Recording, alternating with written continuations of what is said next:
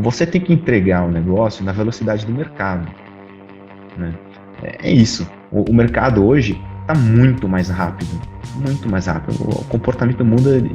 Você é cancelado em um dia, já era. Se você recuperar a saúde da marca, por exemplo, vai demorar, vai custar, né? É muito rápido que acontecem as coisas. Então, Muito rápido, cara. você precisa agir muito rápido também. E você tem todo um processo seu interno. Vamos supor, você tomou uma decisão de marketing ali que você precisa fazer, tal a campanha, tal ação. Até aquilo chegar no consumidor, demora. Então, assim, é super complexo, assim, você conseguir realmente ser ágil, né? Seguir uma metodologia ágil, por exemplo, hoje, em uma grande corporação, principalmente.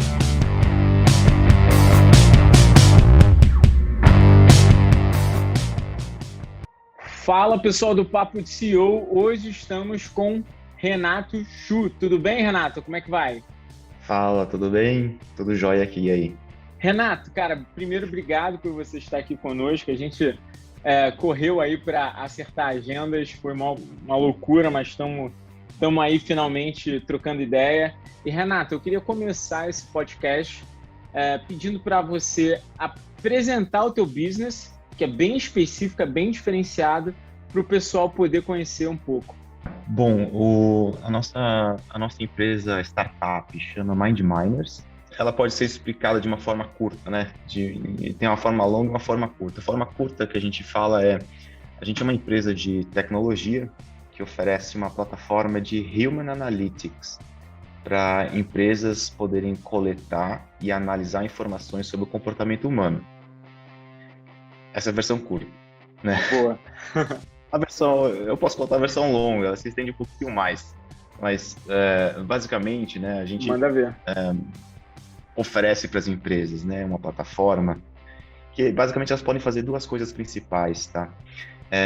A primeira delas, elas conseguem realizar projetos de pesquisa de mercado, né? Então, aqui, quando a gente está falando de pesquisa de mercado, geralmente são aqueles 4 P's do marketing, né? Produto, preço, praça e promoção, né? Então, vamos supor ali, você é uma indústria, você produz um determinado produto, né?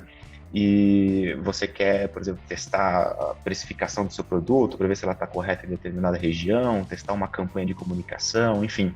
Você precisa rodar um projeto de pesquisa. Então, nessa plataforma, você consegue selecionar uma metodologia de pesquisa que a gente deixa lá para os nossos clientes.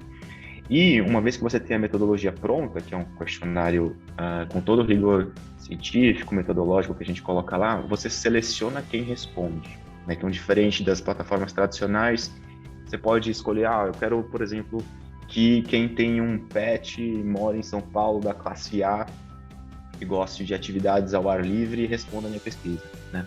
E ali você espera alguns dias depois que você seleciona o seu perfil, e você obtém as respostas para o seu projeto de pesquisa. Então, essa é uma das primeiras coisas que você consegue fazer, né? Projetos de pesquisa. E a outra é explorar dados de comportamento. Então, a gente coleta e agrega uma série de informações sobre o comportamento das pessoas.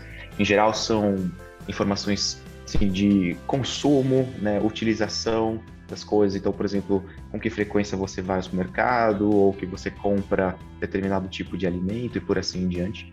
E você consegue ver essas informações ao longo do tempo organizadas em dashboards, né? Então, são clusters de comportamento que a gente agrega ali para as empresas poderem saber, por exemplo, como é que está indo o consumo em determinado lugar, para saber se elas têm que lançar um produto ali ou não.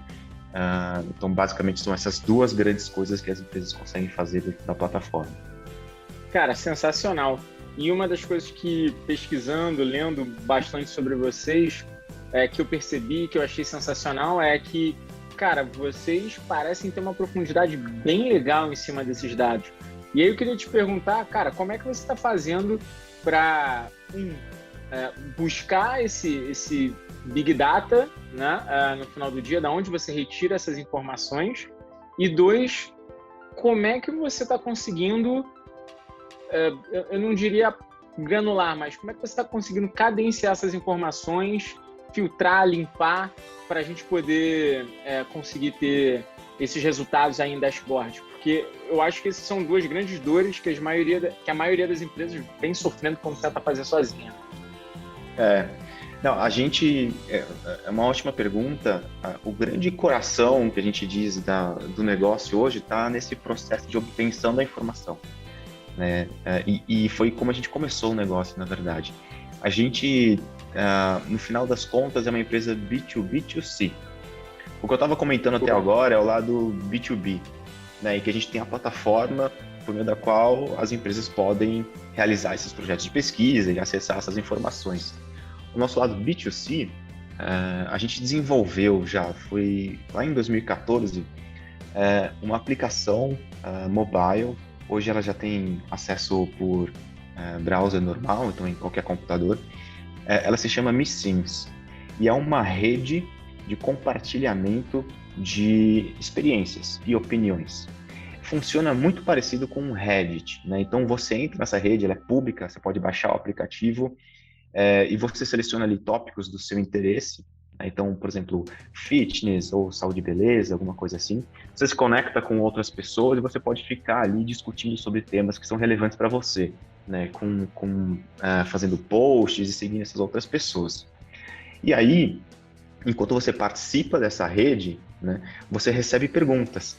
E aí que está a questão, a gente fica enviando essas perguntas o tempo todo para as pessoas. São perguntas geralmente curtas, assim, são questionários curtos que a gente estruturou, né, elas são sequenciais, mas distribuídas ao longo do tempo. E conforme você vai respondendo essas perguntas, você acumula pontos que troca por prêmios. É como se fosse um Reddit ali, uma rede de experiências que você vai interagindo com as pessoas, e enquanto você dá a sua opinião, responde perguntas que chegam para você, você acumula pontos que troca por prêmios depois. Então, assim, o grande coração da coisa, da origem das informações, vem dessa rede que hoje já tem mais de 3 milhões de pessoas registradas no Brasil. Então, vem crescendo, então vem dando bem certo esse lado B2C também. Cara, golaço. Muito bom. Que sacada, assim, você quando criou essa primeira empresa, você já fez com o intuito de fazer o MindMiners depois ou não? Foi uma pivotagem de modelo de negócio? Como é que foi isso? Fiquei intrigado agora, cara. Foi, cara, a gente pensando em ovo e galinha, né? A gente começou pela rede. E a história como começou, ela é bem interessante, assim, porque originalmente eu não sou dessa indústria, né? Eu me formei em administração de empresas e fui trabalhar em banco de investimento, né? E não entendia, assim, o que eu entendia de pesquisa era muito mais o que a gente aprende na faculdade, né? E eu não tinha muito conhecimento sobre isso. Mas depois de alguns anos no banco, eu decidi sair, comecei a ver outras coisas que eu poderia fazer assim, com minha vida, coisas bem distintas. E uma cutucada que veio de um amigo meu, ele tinha acabado de voltar da Coreia do Sul, né? E ele falou assim, cara, eu vi um pessoal respondendo pesquisa por smartphone. Eles fazem bastante isso aqui, né? E eu tava atento, vinha discutindo com o Lucas, que é meu sócio hoje, ideias de negócios, né? Mas nenhuma ideia muito interessante. E aí, com esse input do amigo meu, eu falei assim, Lucas, vamos ver como é que funciona essa indústria aí, como é que funciona a pesquisa, né? E se a Coreia do Sul é avançado, tal, o pessoal está respondendo por smartphone, a penetração do smartphone é o futuro, isso é em 2014, né? E a gente, vamos ver como é que funciona isso. E aí a gente fez um projeto que foi meio que um marco, assim, de validação desse modelo, porque a gente foi até institutos de pesquisa e a gente tentou contratar, né, uma pesquisa. 2 meninos, né, a gente ainda tem uma cara de jovem, mas a gente era mais jovem naquela época. E a gente sentou na mesa de alguns institutos para tentar contratar o negócio, né? Fazer entender como é que funcionava essa indústria. E algumas coisas chamaram bastante atenção, né? Em tudo que a gente tentou contratar. A gente inventou uma necessidade ali e a gente percebeu o seguinte, cara, quando você contrata um serviço profissional, né, de instituto, de pesquisa, esse é um negócio, ele segue um rigor muito grande. E é por isso que ele é um negócio bastante caro, a gente não tinha ideia disso. São geralmente centenas de milhares de reais, né, para você rodar um projeto, por exemplo. Sim. E ele é bastante demorado, né? Ele, pra gente, a gente tinha uma necessidade ali pontual que a gente estava estimulando os institutos e ia demorar um mês e meio para entregar a informação que a gente precisava. E isso chamou muita atenção, assim, por que é tão demorado? Por que é tão caro? Né? E a gente começou a se debruçar sobre como é que funciona o processo de coleta de informação, de entrevista, né? Aquela história de que eu nunca fui entrevistado na rua, então a gente começou a matutar onde que estava o problema. E a nossa grande, eu diria que sim, diferença de como que a abordagem que a gente deu foi de simplesmente aceitar que, cara, responder questionário não é tão divertido. Não é uma coisa muito divertida, né? Uma vez eu falei para um cliente isso, ela falou, não, eu gosto. Mas é raro encontrar as pessoas que, assim, gostam de passar tempo respondendo aqueles questionários extensos, né? Então, o que a gente fez, a gente concluiu que precisava melhorar o engajamento das pessoas com essa atividade. Porque é um negócio caro, é um negócio demorado, porque se ninguém gosta de fazer, a sua taxa de resposta vai ser muito baixa. Então, até você conseguir a granularidade, que foi a sua pergunta, né, de chegar exatamente na pessoa que você precisa entrevistar, no tempo certo, vai demorar muito tempo. Você vai precisar falar com muitas pessoas até chegar lá. Então, porque é chato, porque é tedioso, né, você acaba tendo um processo interno demorado e bastante custoso, né? Então, a ideia toda foi, cara, a gente precisa fazer com que seja um lugar que seja leve, no mínimo leve, que seja divertido. Então, a gente tinha lançado com várias features de gamificação, então você tem rankings que você pode ir subindo, troféus que você pode acumular, todo o aspecto de conteúdo que a gente trouxe, e a gente investe bastante na qualificação desse conteúdo, também foi para ter assim, um ambiente que favorecesse o engajamento. Né? Toda a dificuldade hoje de empresas de mídia social, por exemplo, está em quanto tempo você consegue de atenção das pessoas. Então você imagina para um questionário. Então a ideia toda foi, olha, eu preciso fazer com que eu tenha engajamento das pessoas em participarem disso. Se a gente consegue fazer com que seja um ambiente agradável, um ambiente menos entedioso, né, do ponto de vista de questionário, automaticamente a taxa de resposta vai ser mais alta, né? O nosso tempo para obter a informação precisa também vai ser bem menor, né? E foi assim que a gente começou a falar, parece que faz sentido ter um lugar em que a gente é mais divertido para obter informação estruturada das pessoas. E aí foi assim, o início da operação lá em 2014. E mantendo a primeira coisa que a gente fez foi lançar o app, começou a entrar um monte de gente, né? E com o tempo elas começaram a participar cada vez mais, de uma forma orgânica, né? Então a gente não faz hoje propaganda nenhuma, assim, então tem um volume grande de novos usuários que vem entrando.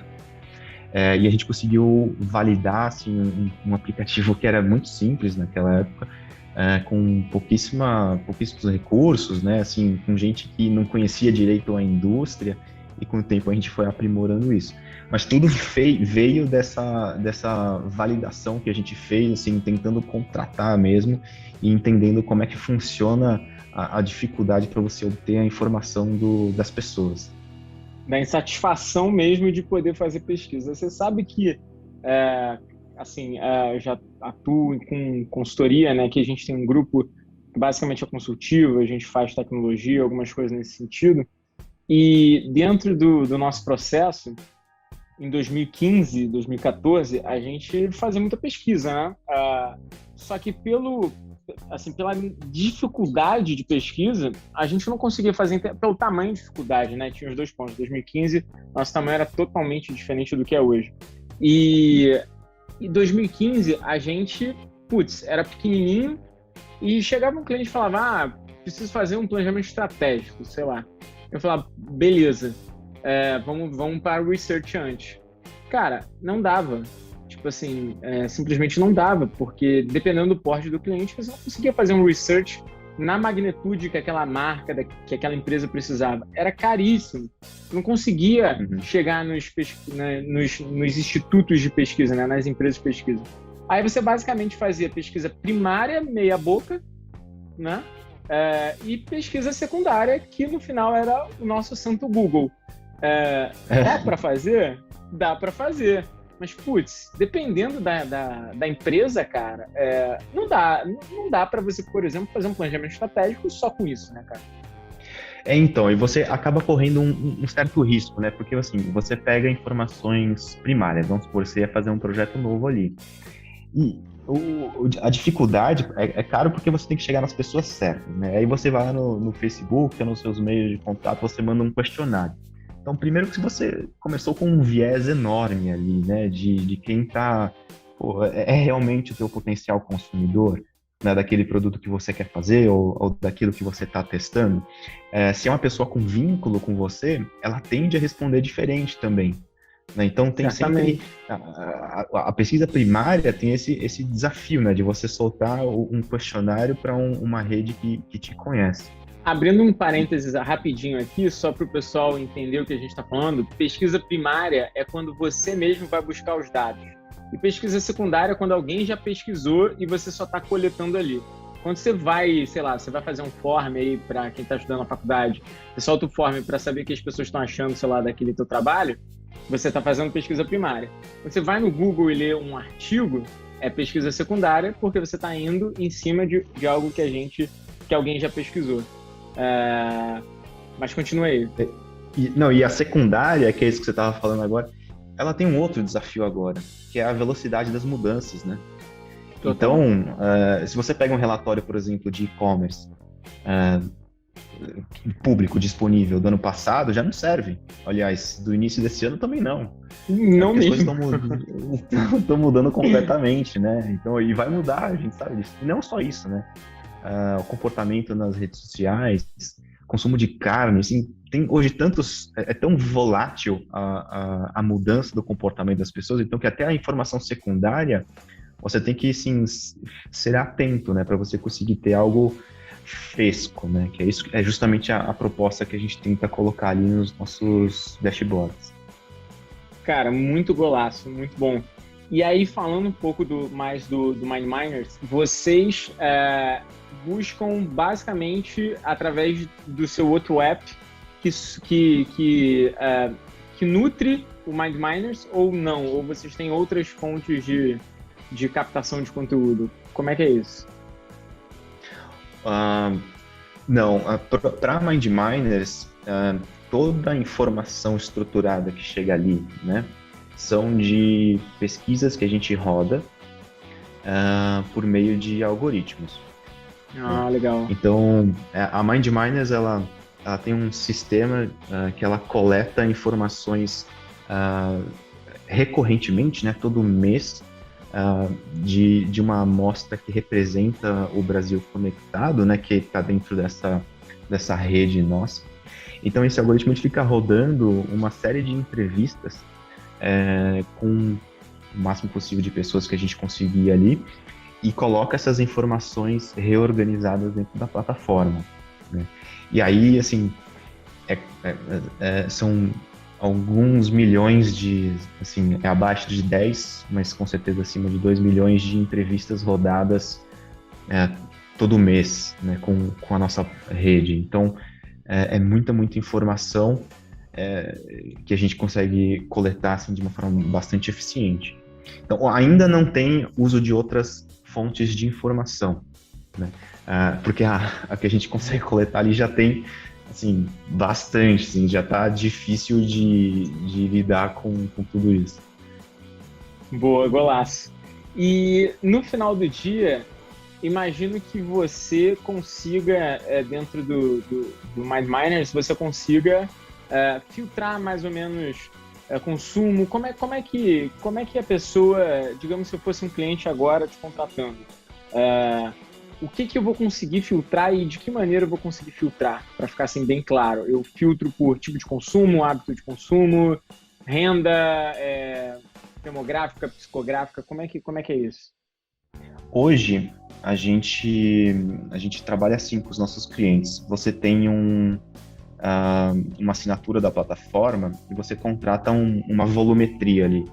Ah, Por legal. exemplo, 10 mil entrevistas, tá?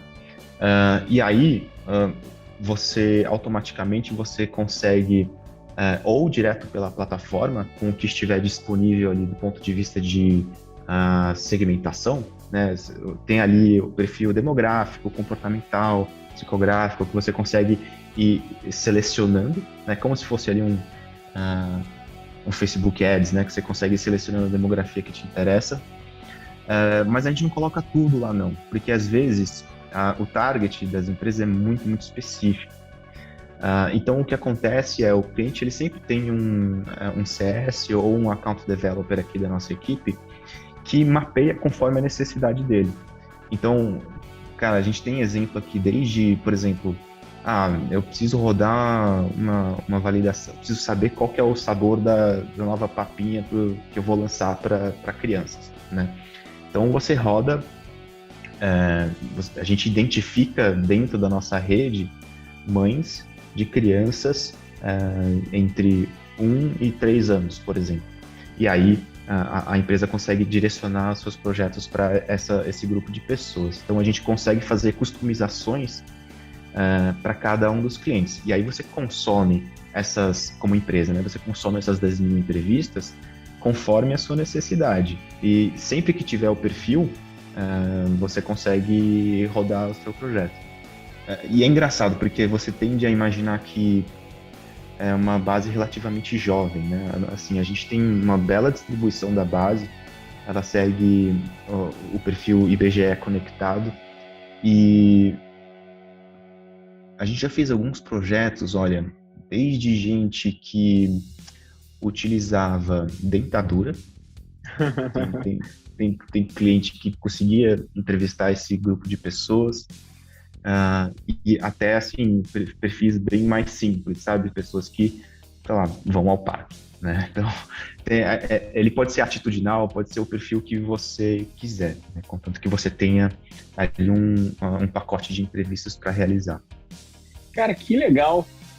Eu imaginei bem diferente, mas dá para ver que você é bem consultivo. Então você tem uma pessoa do teu time que meio que direciona, eu entendi bem, direciona o teu cliente até para ele poder não só perguntar, vou botar aqui num contexto bem grosseiro, mas ele saber o que perguntar, assim, ele poder direcionar e ter respostas coerentes com o que ele quer, também para ele não te gastar muito também, né? Porque senão ele fica perguntando um monte de coisa ali e não se acha.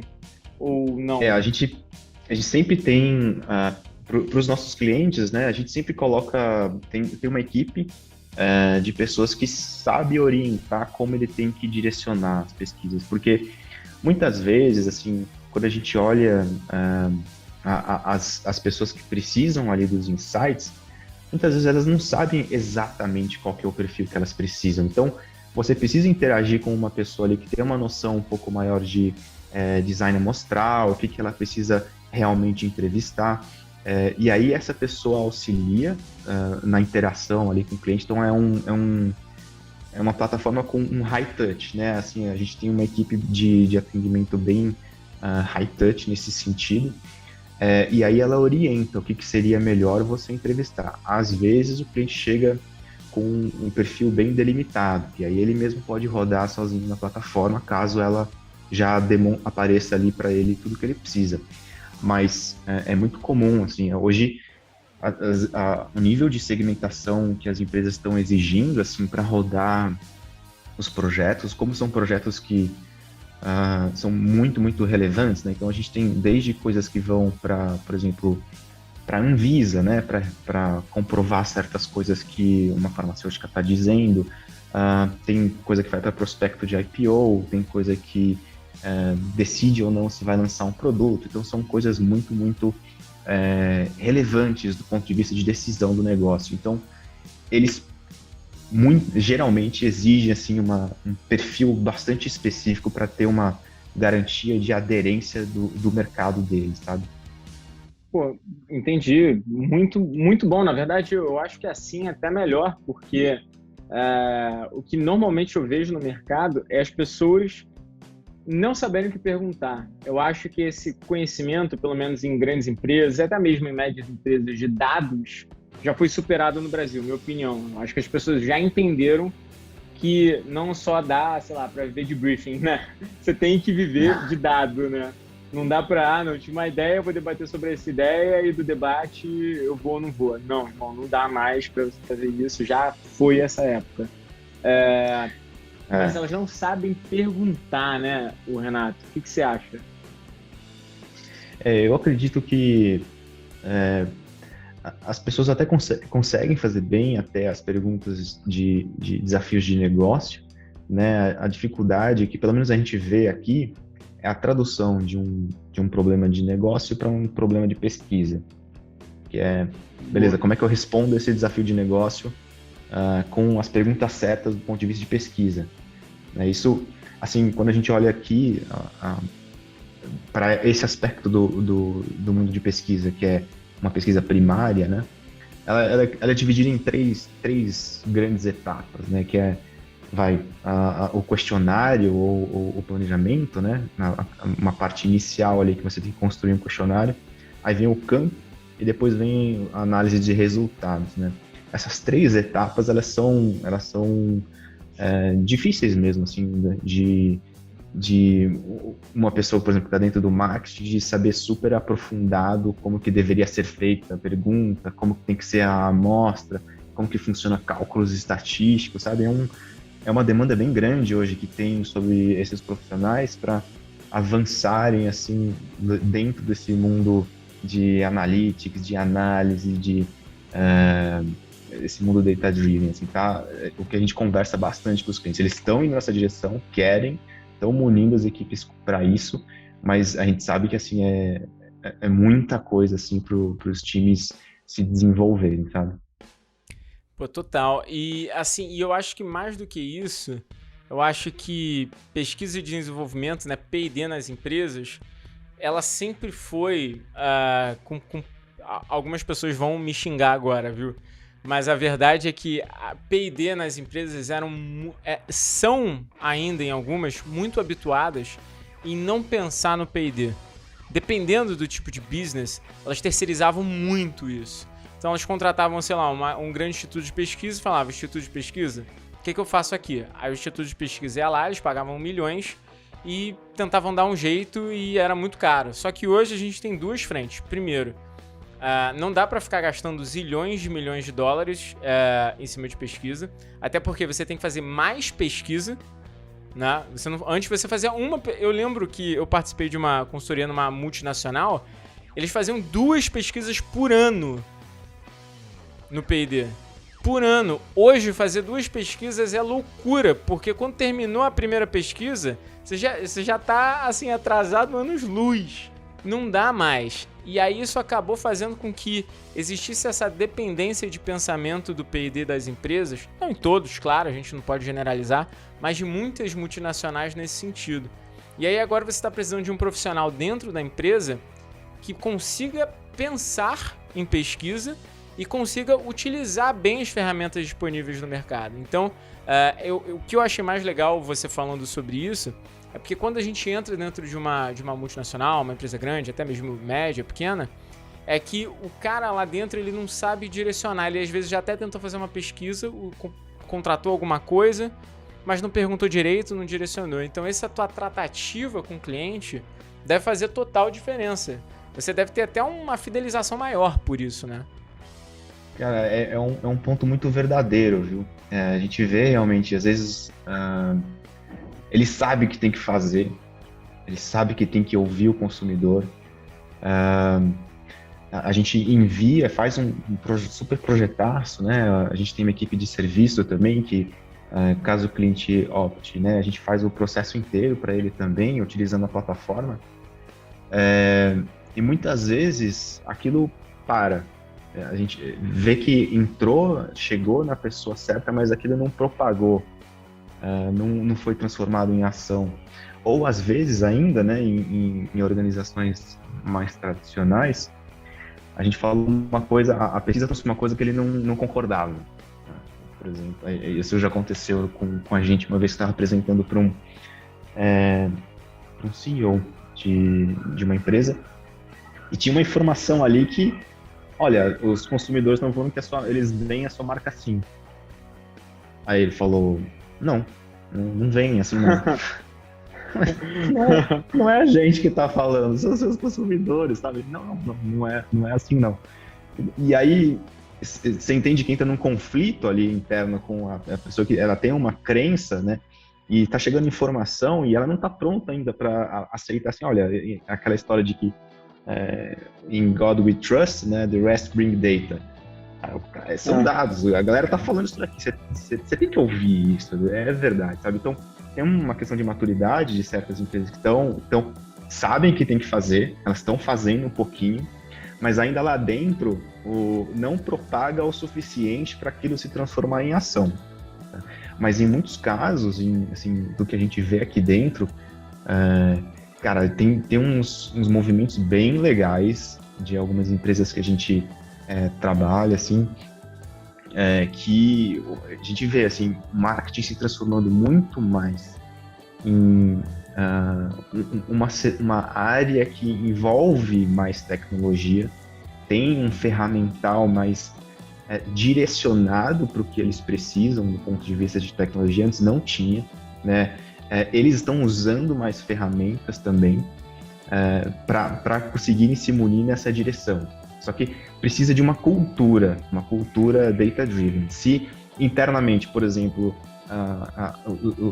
o C-Level, por exemplo, não funciona assim, cara, não adianta ter um departamento que tem a cultura. Tem que ser assim, vertical, todo mundo aceitar que vai tomar decisões com base naquilo que eles vão coletar de informação. Isso dói, né? Pô, dói demais, cara. Já vi vários caras aqui arrancando cabelo por conta disso. E dói porque muitas vezes você tá investindo em um business, você tá até tracionando, tá até tendo resultado, assim, pode ter resultado, mas quando você se choca com uma informação que não quer dizer que... porque muitas vezes a gente acha que é aquela questão da pergunta e interpretação, né? A gente pode perguntar, você gosta da minha marca? E aí na pesquisa pode sair, não, eu não gosto da sua marca. Mas aí o cara fala, mas eu tô vendendo. Aí a gente fala, cara, tem uma coisa muito diferente entre correlação e consequência, né? Então a gente precisa separar essas duas dinâmicas. Cara, você pode estar vendendo porque, sei lá, não tem concorrente, velho. Mas isso não quer dizer que esse dado é ruim.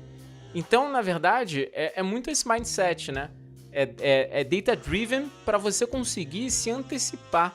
Eu tava em um cliente muito específico que aconteceu exatamente esse caso. Ele estava entrando com uma marca em um estado do Brasil, tá? Ele já estava presente em alguns estados, varejo, e ele entrou naquele estado e ele não estava sendo bem aceito, mas estava vendendo.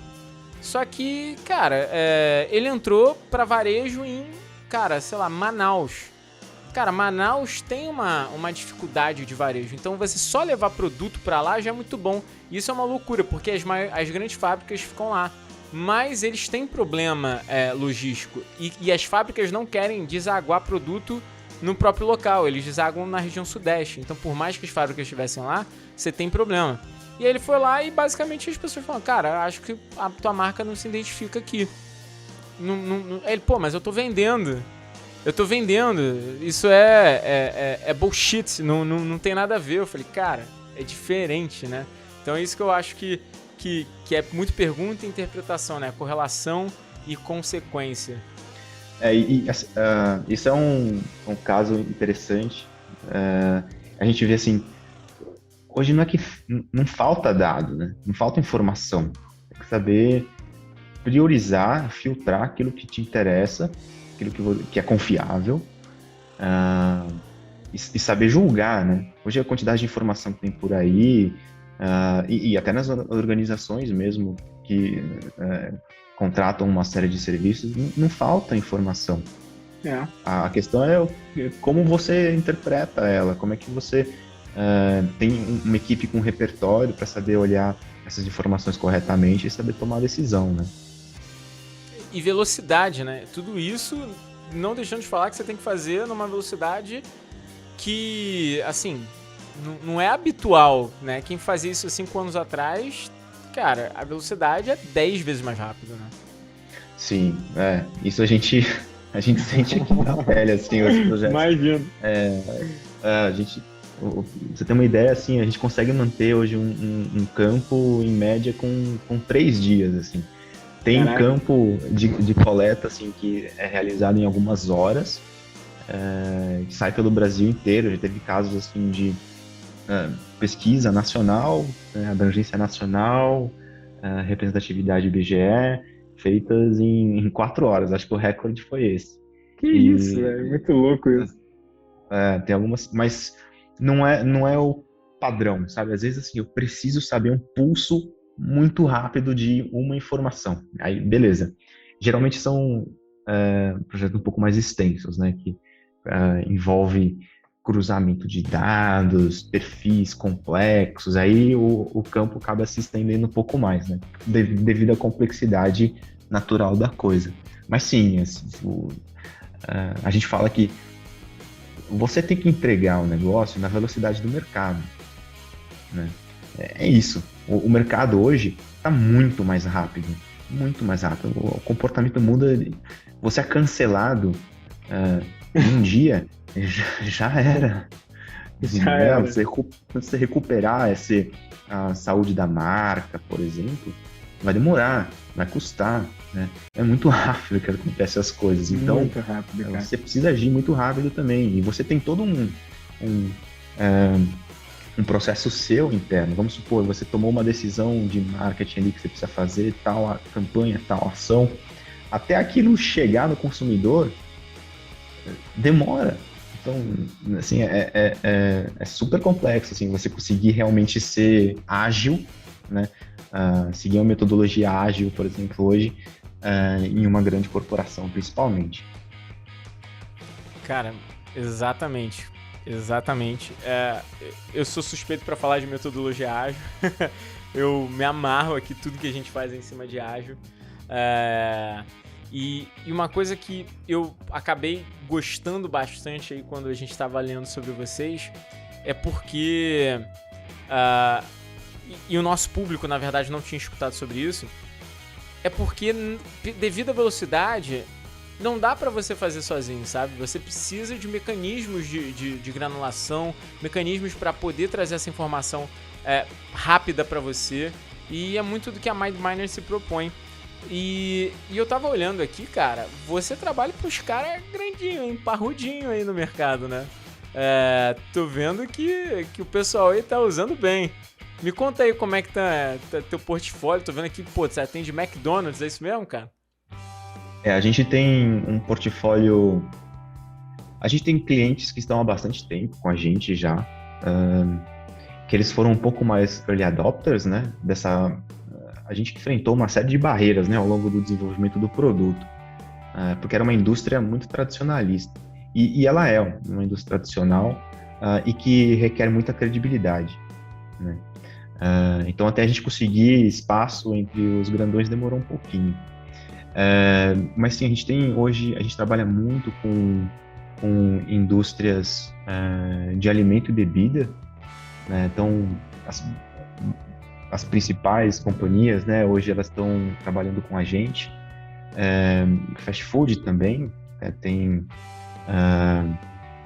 as principais empresas de fast food, então desde BK, McDonald's, a gente já teve também, trabalhou com alimentos e bebidas, aí a gente já tem Ambev bem forte, Natura, Nestlé, Mondelez fazendo algumas coisas. Por quê? Essas empresas, elas já tinham uma necessidade de pesquisa. Elas sempre fizeram muita pesquisa. E aquilo que você falou, elas perceberam que não é fazer uma pesquisa, 2 pesquisas anuais. Elas precisam saber o tempo todo o que está acontecendo. O tempo todo. E não tem equipe grande o suficiente para fazer isso. Porque é o que você falou, você precisa de um parceiro que te dê a escalabilidade e a velocidade para isso, né? E óbvio, esses projetos que são grandes, que acontece 1 ou 2 vezes por ano, eles continuam existindo, mas devido à velocidade, volatilidade das coisas, você precisa ter uma equipe que tem o acesso rápido para entender, olha, puta, essa campanha vai dar certo ou vai dar errado, teve brand lift ou não, devo lançar essa embalagem ou não, uma coisa que a gente faz é relativamente simples, né? É super relevante. Cara, vou mudar minha embalagem. Preciso saber se a intenção de compra aumenta ou não. Cara, se você vai gastar na sua linha de produção, primeiro faz um teste para saber se vai aumentar ou não. Então, simplesmente manda para os seus consumidores para saber, né? Então, e a gente percebeu que uma vez que a equipe tem esse ferramental, que ela consegue rodar automaticamente isso em questão de alguns dias, eles utilizam. Então, as decisões de algumas empresas assim, que estão dentro de casa estão sendo assim. A gente fica super contente de ver assim, essa evolução, sabe? De tomada de decisão, assim, os analistas de CMI, por exemplo, conseguindo passar rápido para as outras BUs o que elas têm que fazer. Então, mas foi um processo bem árduo, assim, para a gente conseguir mostrar para grandes instituições, né, empresas, que existe um meio novo, uma forma nova de fazer a pesquisa. E você já recebeu investimento, né, Renato? Você já teve aporte aí. Como é que funciona aí teus rounds? Como é que tá essa dinâmica aí com o investidor? Cara, o primeiro round que a gente fez 2 muito próximos ali, logo no lançamento do...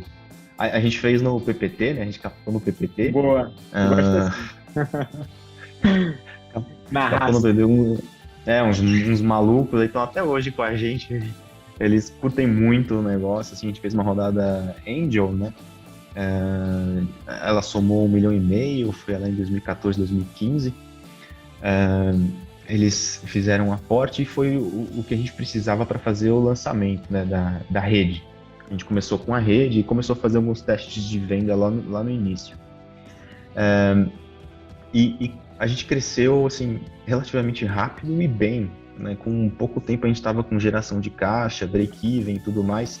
E a gente gastou um tempão no desenvolvimento do nosso produto de hoje. A gente ficou uns 2, 3 anos desenvolvendo ele.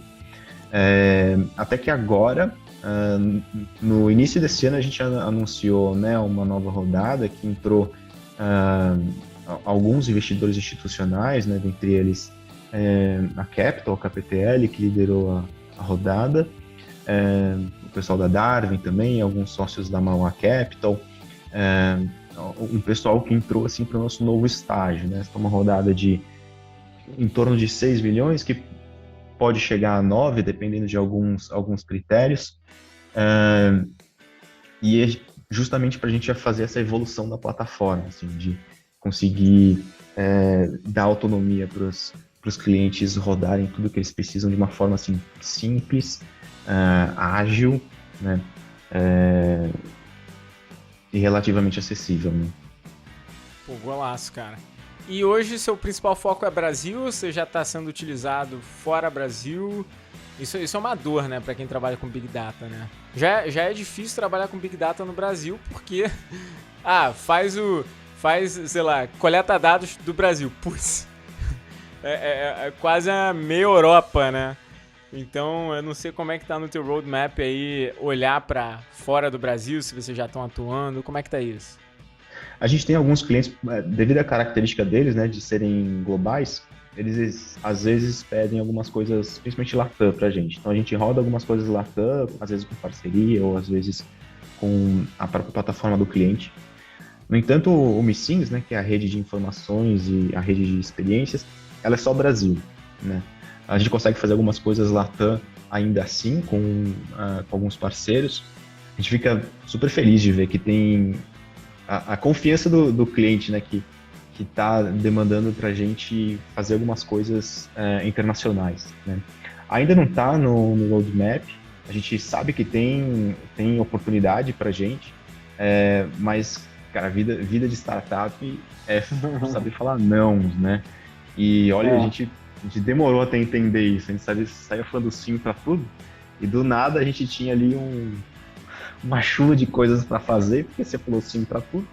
E aí agora a gente tem que aprender um pouquinho que a gente tem que, olha, calma, uma hora vai chegar lá. Por enquanto ainda não tá assim com uma data, só sabe que tem a oportunidade. Pô, golaço, cara. E pra gente pontuar na verdade, todo final do papo de CEO, a gente sempre pede duas coisas. Primeiro, se você fosse poder estampar uma frase, assim, pra você vestir na camisa e você vestir isso, qual frase seria? E essa pergunta é bem assim do nada, a gente nem avisa pra causar surpresa mesmo. Vira e mexe eu fico pensando assim sobre o negócio, né? Sobre a nossa jornada, o caminho que existe pela frente. E uma coisa que eu li, se eu não me engano, foi, eu acho que no Sonho Grande do Jorge Paulo Lema, não tenho certeza, tá? Não vou atribuir a ele essa frase, mas era de que se os seus sonhos não te dão medo, eles não são grandes o suficiente. Pô, golaço, hein? Isso às vezes assim me ajuda a falar assim, cara, vamos fazer um negócio legal, fazer um negócio grande, mesmo que dê aquele medinho, sabe? É bom sentir, é bom, faz com que você se mova.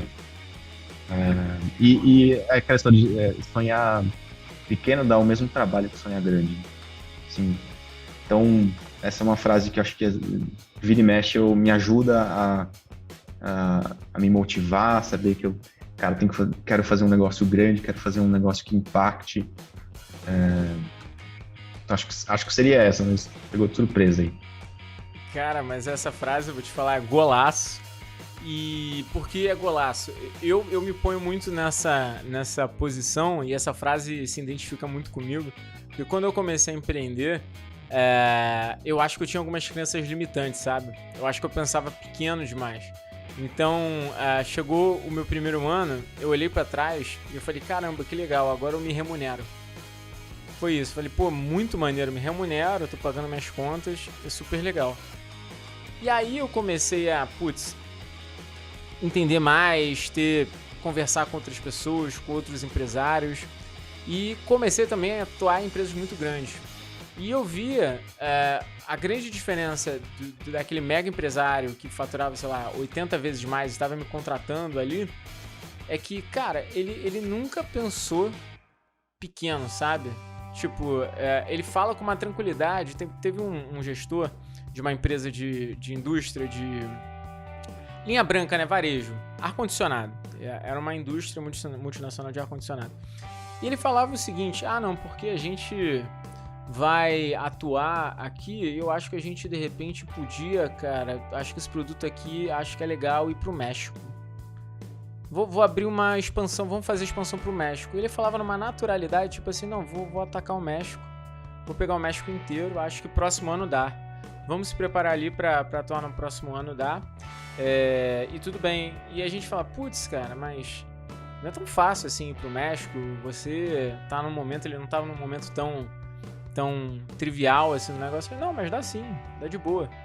E aí a gente terminou o projeto e no ano seguinte eu liguei pra ele, falei, cara, e aí? Como é que foi? Putz, cara, consegui ir pro México, tô atuando lá e tal. Agora eu tô pensando em vender pra Ásia. Pra onde pra Ásia? Pra toda ela. Eu falei, pô, cara, tá de brincadeira, né? E aí, no ano seguinte, eu liguei pro cara, ele não estava vendendo pra toda a Ásia, ele não tinha conseguido.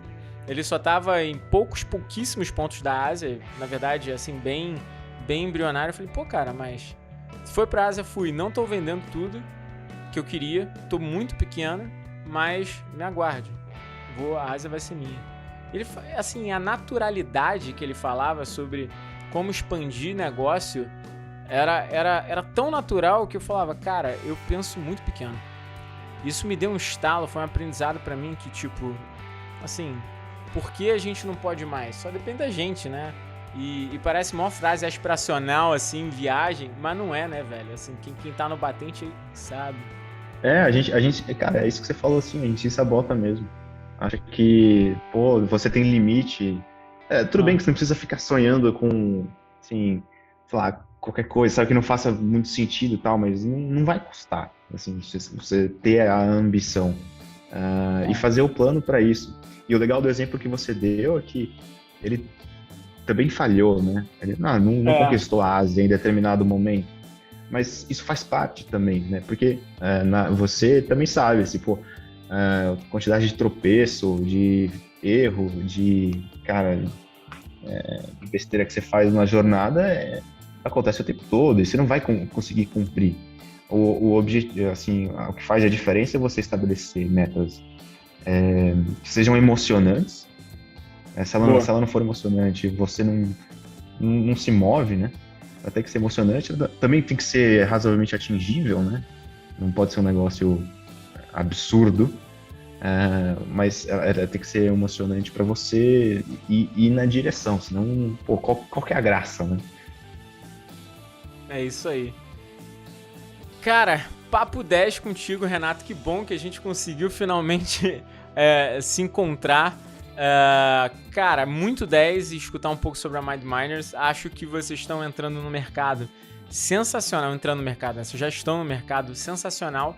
E principalmente, eu acho que empresas como a sua vão conseguir direcionar melhor o Brasil. Assim, vou falar uma coisa bem aspiracional. Hoje eu tô meio aspiracional.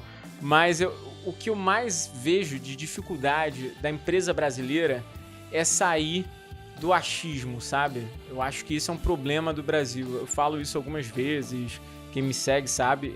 A gente o brasileiro é do achismo. Ele acha muita coisa, ele não se prova e não se estrutura. Então a gente tem um monte de empreendedor que acha muito e não valida isso. E no resto do mundo isso não é mais verdade, sabe? Você não consegue, por exemplo, captar ou... Sei lá, você nem abre empresa, o pessoal nem te dá bola, você nem senta numa roda de negócios e conversa com achismo. Eu acho que a tua empresa vem muito com uma bandeira, até pela própria atividade fim, de conseguir mudar isso um pouco. Eu acho que o Brasil precisa muito de empresas que transformem a gente em mais data-driven. Então, cara, obrigado. Legal, gostei, pô, estamos alinhados. Obrigado você pelo convite. Estou à disposição pro que vocês precisarem também. Boa. Pessoal, falamos com o Renato Chu, da MindMiners. Sigam a gente, curtam e compartilham papo de CEO e se liguem que vem mais gente boa por aí. Valeu, Renato.